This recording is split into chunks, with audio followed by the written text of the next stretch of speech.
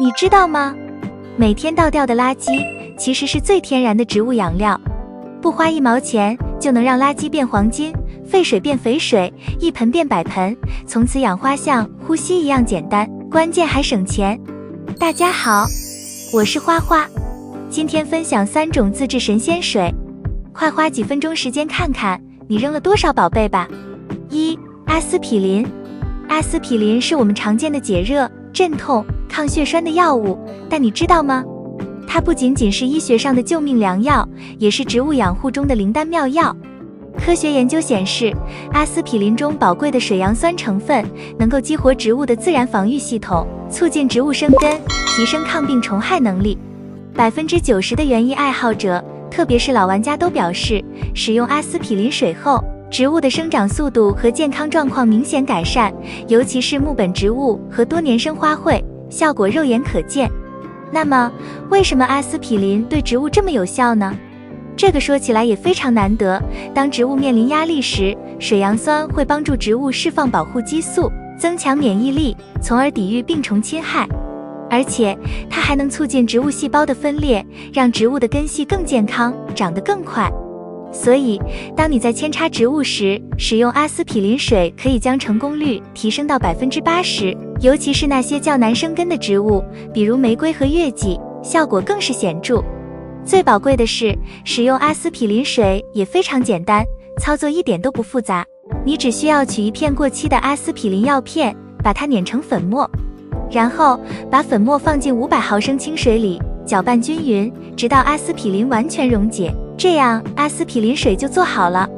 使用的时候，如果想要提升扦插的成活率，那么就把准备好扦插的枝条浸泡在阿司匹林水里，大约浸泡2到4小时，然后移植到土壤中，这样用不了几天就能看到新根和新芽。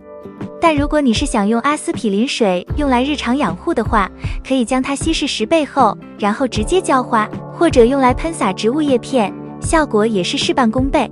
阿司匹林水是好用，但是好东西也不能天天给植物吃，否则植物也会生病。因此，阿司匹林水的使用建议每个月使用1次。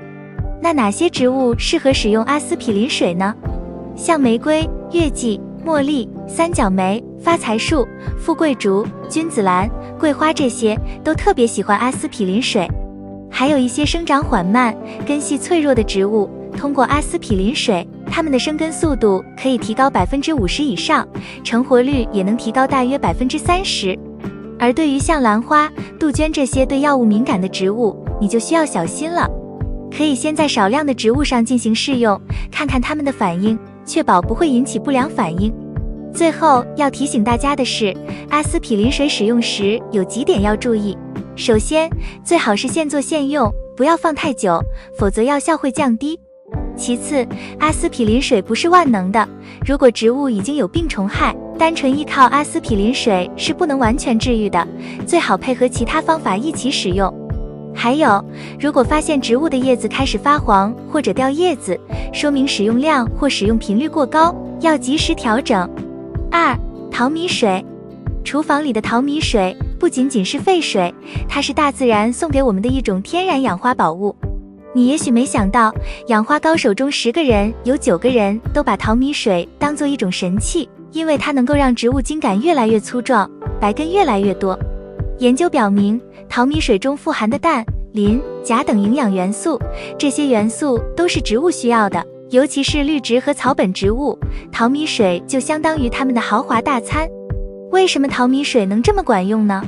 原来，淘米水的氮元素能够让绿植长得更高，叶片更绿，磷元素帮助开花植物长更多的花蕾和开更多的花，钾元素则能植物在不好天气时更坚强。同时，钾元素对于植物的种子形成以及果实形成必不可缺。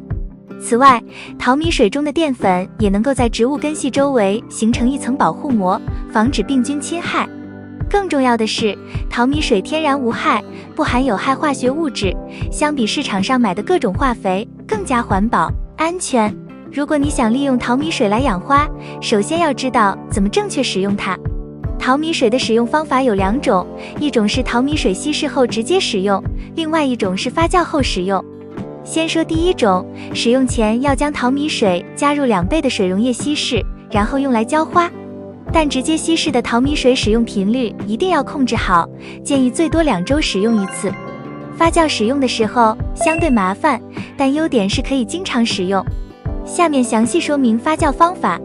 我们需要找一个带盖的大塑料瓶子，彻底清洗干净并擦干，然后倒入淘米水，放在阳台上等待发酵就好。记住，每隔3到5天要给瓶子放一次气。如果你看到淘米水有点浑浊，这没关系，发酵过程中它可能会变酸，但只要不发臭就没问题。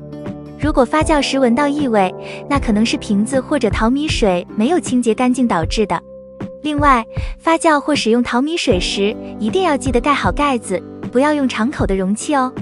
因为淘米水本身比较容易吸引虫子，如果盖子没盖好，虫卵就可能进水里，水浇到植物上就容易带虫子，真的是浇花带虫。